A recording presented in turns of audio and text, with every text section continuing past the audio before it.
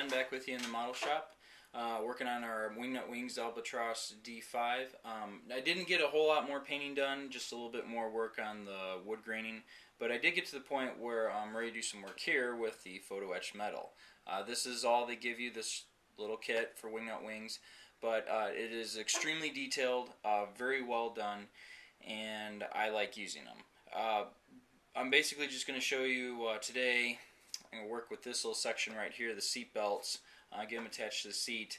I don't just cut it out and try and bend it and put it on. The metal's too springy for that, and so basically I'm going to show you how you anneal them. There are instructions on the website for annealing the the jackets for the machine guns, but I like to do this for basically all of the metal. I found out that it holds up a lot better. It's a lot more forgiving to use. And when you heat the metal up, it burns off anything on the surface that might interfere with painting. So we're going to go ahead and do that today, and hopefully the video will work out nicely. You can see the seat belts. We're going to try and arrange them so that they look pretty natural. Alright, so let's give it a shot. Alright, so what we have here is my high-tech torch. As you can see, it is just an orange candle. It's one of those deals that goes in pumpkins around Halloween time. I got this like 6 years ago. It's still good. You don't need a torch. Basically, the metal is super thin, obviously, and all we want to do is heat it up to the point where it goes from this nice shiny gloss gold color to kind of a colored purple bluish hue.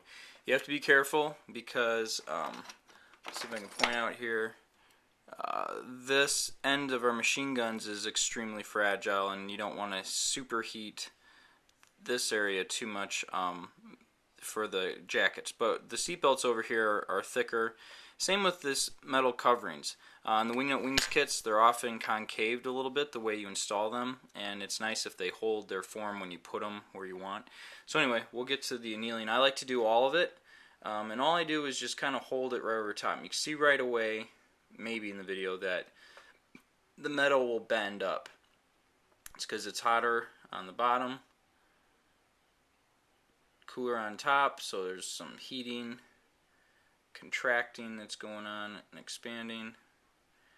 And if you just hold it right above it, we could get a nice even bit of heat going here just to warm the piece up. There we go. Okay, I'm getting a dark gold color starting to show up on my seat belts. There we go. Yeah. We just want to change the tensile strength of the metal a little bit here. Let's see if you can make that out. There, see how there's a deep gold? It's shiny, but the seat belts are nice and golden. That's really good. That's kind of what we're going for. We can go ahead and anneal the other stuff while we're at it so it's done. Basically what you want to do is, with a thinner metal, hold it up higher. Because if you get it too hot, it'll make it fragile and it'll break. The thick pieces of metal can take a little bit more abuse. Got this last piece right here to get. There it goes. It's changing color. Okay. And maybe we'll do a little more on this side just to even things out. Put out our torch. And that's it. The metal is annealed. We'll let it cool off just by air, and then I'll be able to bend it however I want. It won't be springy. It will hold the position that I put it in. It works out really nice. For these jackets, once I get to the machine gun segment and I roll them around the way I want, I will, and they're in the position I want them to be in, I'll reheat them and then plunge them into water, and that will make them actually a little more firm and robust so that they hold up. The seat belts, not too concerned about that. I just kind of want them to go in their position and hold their spot. So we'll cut these out and start figuring out how we're going to put them on the seats next. But hopefully that was informative. Alright, so, and I apologize, this looks like it's a little blurry.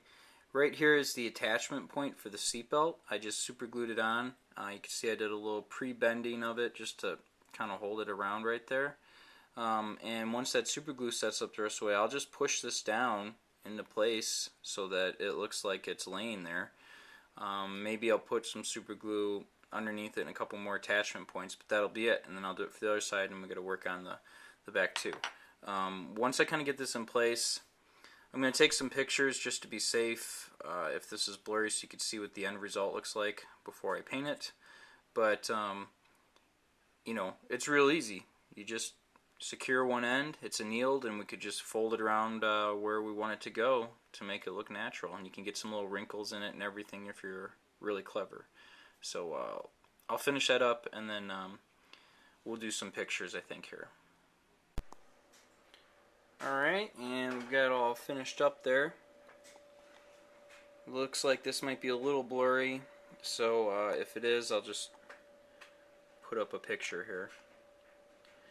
But it turned out pretty good. For the upper shoulder harness, there's little holes right here and there on the other side. I just super glued those in place first, let it dry up, and then I pushed the rest of the seatbelt down in here in a way that I felt represented laying naturally.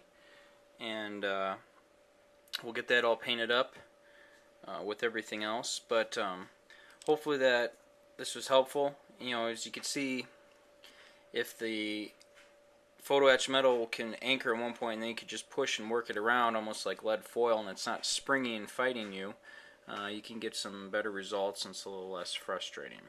So hope that was helpful, and I think the next video will have some major parts assembled on the cockpit.